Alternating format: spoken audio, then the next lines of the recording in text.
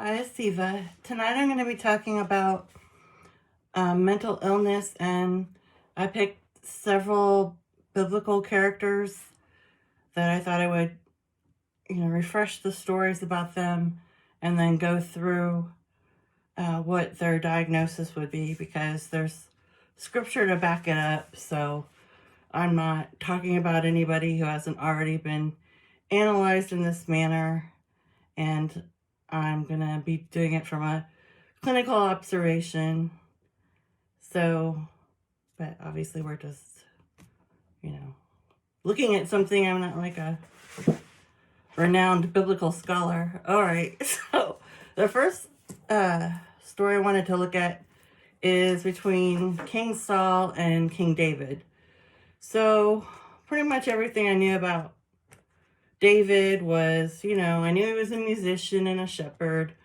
I knew that, what everybody knows, the story of him as, a young adolescent, and he faces Goliath and he wins, and it's shocking. I knew that. I didn't really know that much else. I mean, I kind of actually remembered the Bathsheba stuff just because it was kind of scandalous. I mean, it's terrible to say about a Bible story, but that's just the stuff I remembered.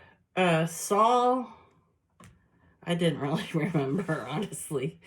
I mean, I knew he was a Bible character, but I didn't really remember that much about what he did and stuff.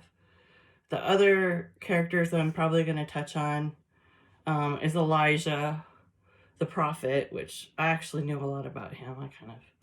I get really into prophets, and I was like, read up on them. I think they have the most interesting lives in the Bible than just kings, I guess. I mean, they're interesting, but I like the nomad quality of the prophets, and I like how they just sort of like disappear into caves and wander the desert. And I mean, they're always very hard to pin down, and you don't really know what they're going to do next. And I always thought they were kind of mysterious and interesting. So, and I may touch just a little bit at the end on Job and even Jesus.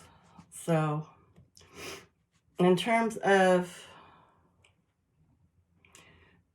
Saul and David, what I found super interesting this time that I was looking at it is I had no idea they had such